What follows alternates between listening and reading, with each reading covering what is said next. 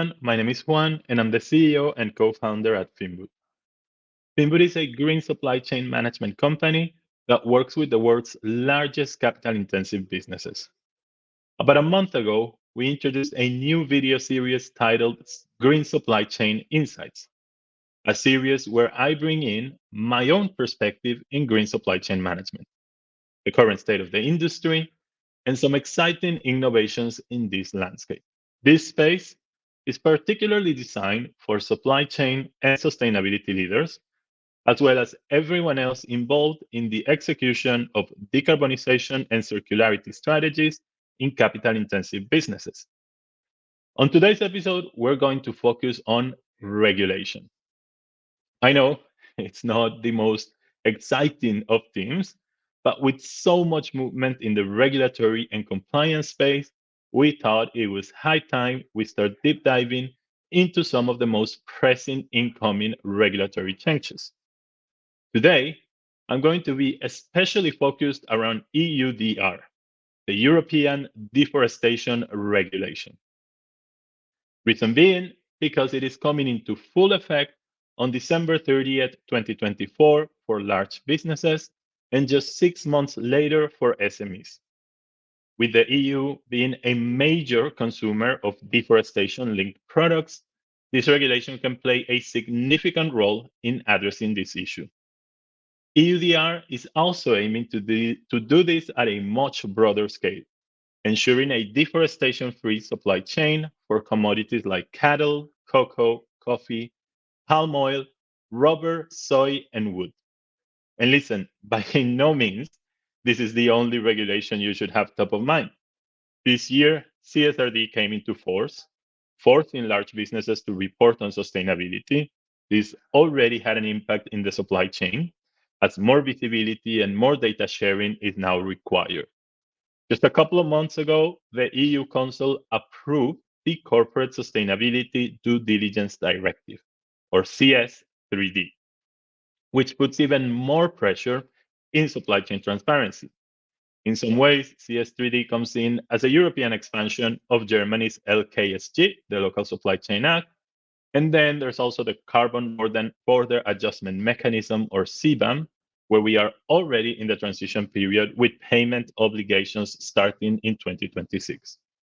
And all of these are just some examples of EU regulation. And while Europe may very well be at the front of ESG regulation, other governments are following suit. The UK, Canada, and even the US and China are introducing their own initiatives as we continue to make strides towards a net zero economy. The bottom line, there's a lot going on. But the best path forward for supply chain and sustainability leaders is to focus. Focus is key to get an actionable plan and to achieve your organization's goals. That's why today we want to stand by that suggestion and focus on EUDR. What is it? What is the timeline? Who is affected?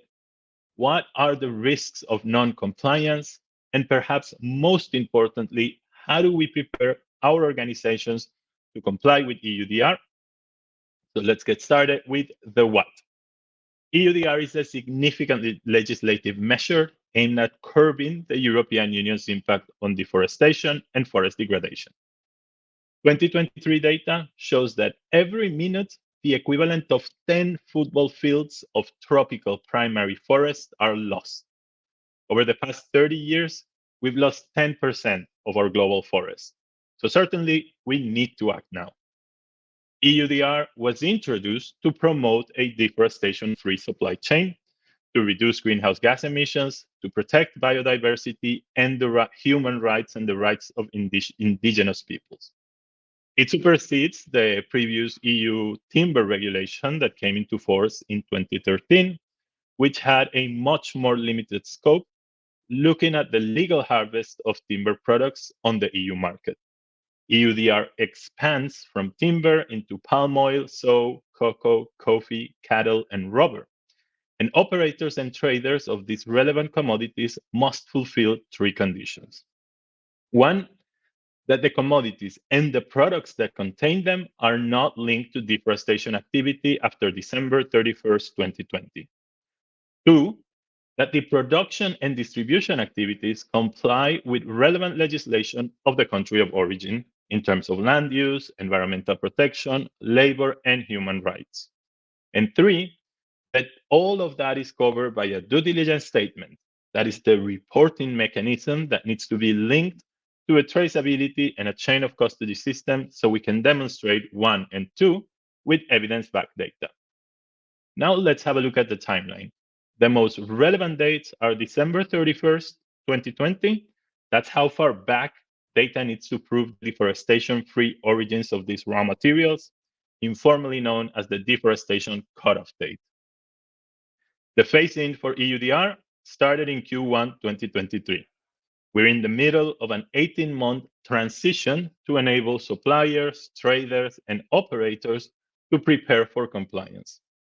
December 30th, 2024, in other words, in less than 6 months, EUDR becomes applicable for large businesses. And by June 30th, 2025, SMEs must be compliant too. Now on to who is affected. The regulation applies not just to the commodities, but also to the products made from them. This means the entire downstream supply chain will be impacted directly or indirectly. It will, of course, impact the operators producing these commodities in the EU, and it will also apply to the suppliers exporting them into the EU market. However, companies that transform these commodities into products to introduce them in the market for the first time, and those traders who simply buy and resell without further processing will both have to be compliant as well. With such a broad range of commodities involved and products made from them also being in scope, this means EUDR will have a tremendous impact across multiple industry segments. Energy and chemicals will certainly be impacted, largely due to their use of palm oil and soy. Of course, the food and beverage industry will be heavily impacted by this, as will the furniture and wood products industry.